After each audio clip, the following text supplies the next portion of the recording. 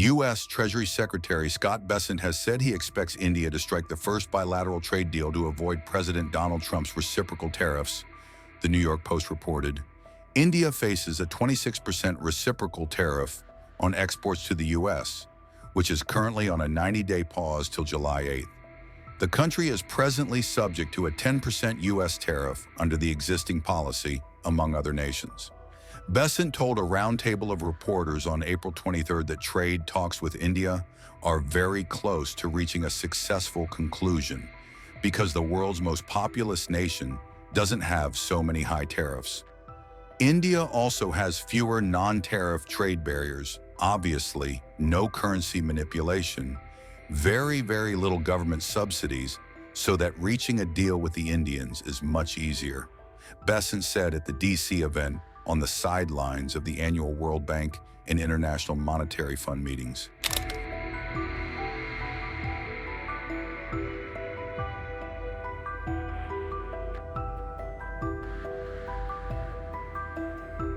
U.S. President Donald Trump has demanded that other countries break down their tariffs and non-tariff barriers to American goods, as well as eliminate U.S. trade deficits.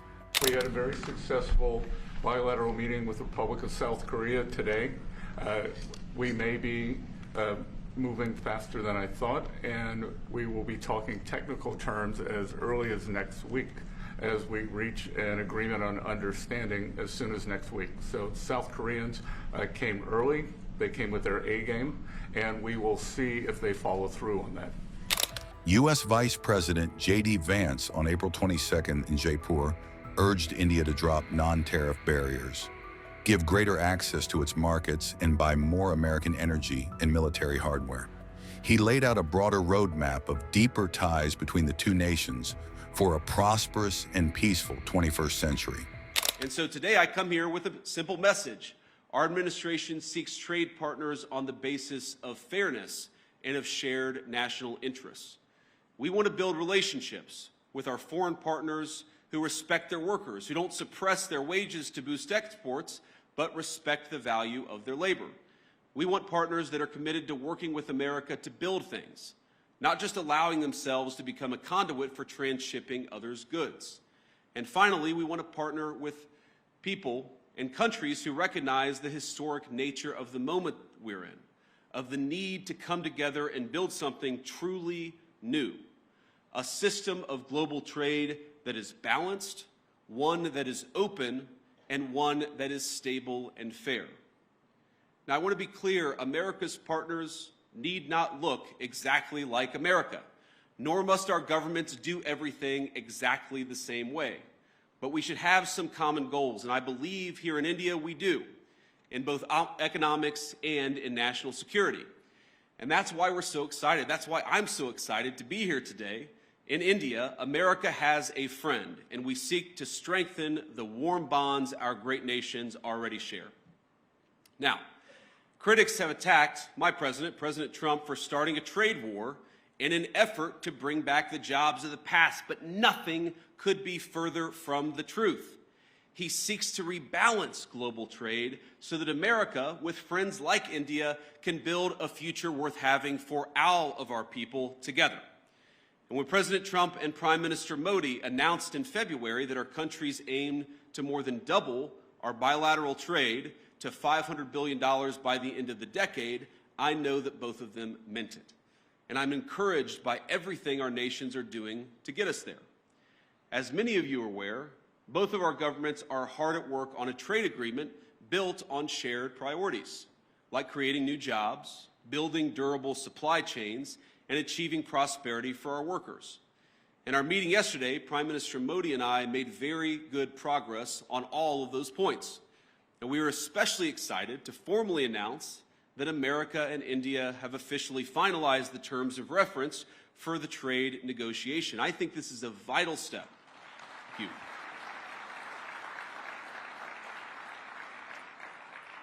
And I believe this is a vital step toward realizing President Trump's and Prime Minister Modi's vision, because it sets a roadmap toward a final deal between our nations. I believe there is much that America and India can accomplish together. And on that note, I want to talk about a few areas of collaboration today, how India and the United States can work together.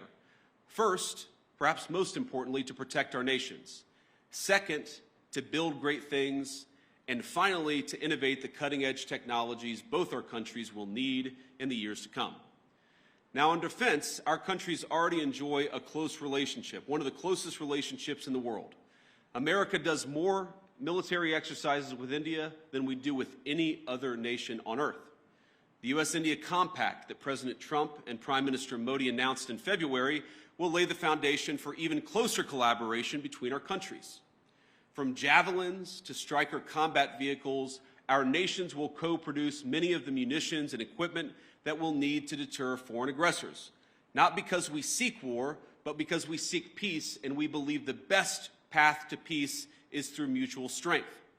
And the launching the Joint Autonomous Systems Industry Alliance will enable America and India to develop the most state-of-the-art maritime systems needed for victory. It's fitting that India, this year, is hosting the Quad Leaders Summit this fall. Our interests in a free, open, peaceful, and prosperous Indo-Pacific are in full alignment. Both of us know that the region must remain safe from any hostile powers that seek to dominate it. Growing relations between our countries over the last decade are part of what led America to designate India a major defense partner, the first of that class. This designation means that India now shares with the UAE a defense and technology infrastructure and partnership with the United States on par with America's closest allies and friends. But we actually feel that India has much more to gain from its continued defense partnership with the United States, and let me sketch that out a little bit. We, of course, want to collaborate more. We want to work together more, and we want your nation to buy more of our military equipment, which, of course, we believe is the best in class. American fifth-generation F-35s, for example, would give the Indian Air Force the ability to defend your airspace and protect your people like never before. And I've met a lot of great people from the Indian Air Force just in the last couple of days. India, like America, wants to build, and that will mean that we have to produce more energy. It's more energy production and more energy consumption. And it's one of the many reasons why I think our nations have so much to gain by strengthening our energy ties. As President Trump is fond of saying, America has once again begun to drill, baby, drill. And we think that will inure to the benefit of Americans, but will also benefit India as well. Past administrations in the United States of America, I think motivated by a fear of the future, have tied our hands and restricted American investments in oil and natural gas production. This administration recognizes that cheap, dependable energy is an essential part of making things and is an essential part of economic independence for both of our nations.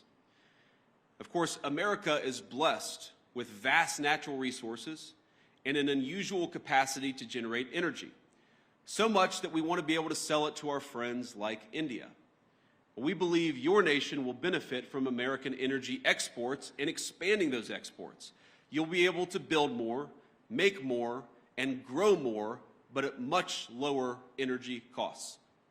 We also want to help India explore its own considerable natural resources, including its offshore natural gas reserves and critical mineral supplies. We have the capacity and we have the desire to help. Moreover, we think energy co-production will help beat unfair competitors in other foreign markets. But India, we believe, can go a long way to enhance energy ties between our nations. And one suggestion I'd have is maybe consider dropping some of the non-tariff barriers for American access to the Indian market. Now, I've talked about this, of course, with Prime Minister Modi. And look, President Trump and I know that Prime Minister Modi is a tough negotiator. He drives a hard bargain. It's one of the reasons why we respect him. And we don't blame Prime Minister Modi for fighting for India's industry.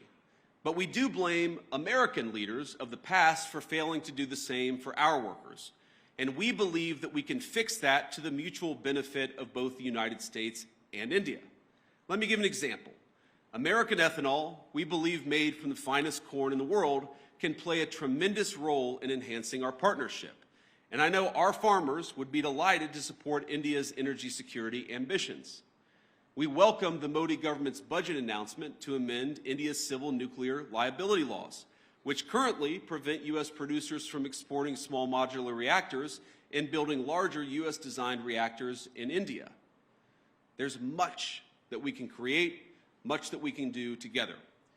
We believe that American energy can help realize India's nuclear power production goals, and this is very important, as well as its AI ambitions. Because as the United States knows well, and I know that India knows well, there is no AI future without energy security and energy dominance. And that brings me to my final point of collaboration. I believe that the technological collaboration between our countries is going to extend well beyond defense and energy. The U.S.-India Trust Initiative that President Trump and Prime Minister Modi have launched will be a cornerstone of the partnership in the future. It'll build on billions of dollars of planned investments that American companies have already announced across India. In the years to come, we're going to see data centers, pharmaceuticals, undersea cables, and countless other critical goods being developed and being built because of the American and Indian economic partnership. And I'll say it again, I think that our nations have so much to gain by investing in one another. America investing in India, and of course, India investing in the United States of America. And I know that Americans, our people, are excited about that prospect, and that President Trump and I are looking forward to stronger ties. Americans want further access to Indian markets. This is a great place to do business, and we want to give our people more access to this country. And Indians, we believe, will thrive from greater commerce from the United States. This is very much a win-win partnership.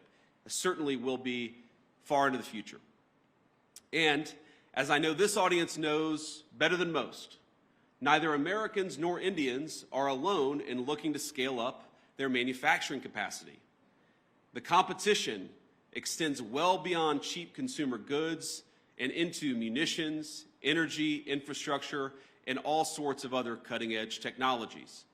I believe that if our nations fail to keep pace, the consequences for the Indo-Pacific, but really the consequences for the entire world, will be quite dire. And this, again, is where India and the United States have so much to offer one another.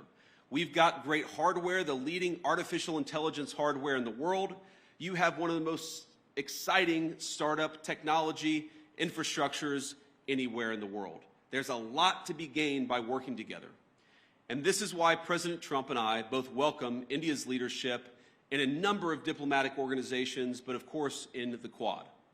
We believe a stronger India means greater economic prosperity, but also greater stability across the Indo-Pacific, which is of course a shared goal for all of us in this room, and is a shared goal for both of our countries. India accounts for nearly 3% of imported goods to the U.S. as of February, as per census data quoted by NYP. The U.S. had a $45.7 billion trade deficit with India in 2024, Office of the U.S. Trade Representative states.